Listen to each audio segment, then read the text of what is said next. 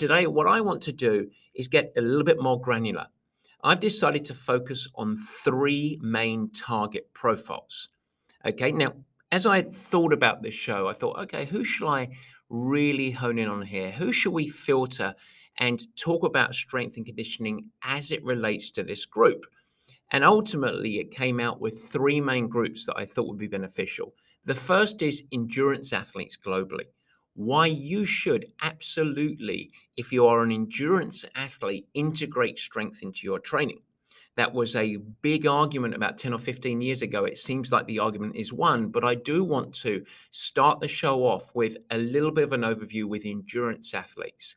Then I want to go to a special population, females, and a special focus on perimenopausal and menopausal women. Let's call it 35 to 60 years of age or so. Really, really important. But what's the role of strength? It's an additional layer on top of everything that we're going to talk about with, of course, the endurance athletes.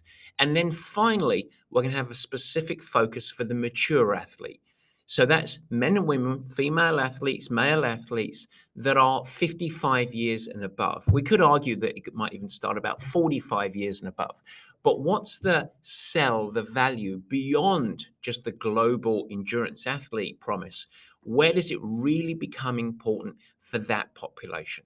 Now, by the time this show is over, I'm hoping that you're really going to have a fantastic suite of information that can ground you in, yes, this is good for me, but also if you are one of those two population groups, more mature athlete or a female athlete, you can really say, hey, this is how I'm going to apply it to my own performance journey. And that becomes really, really important.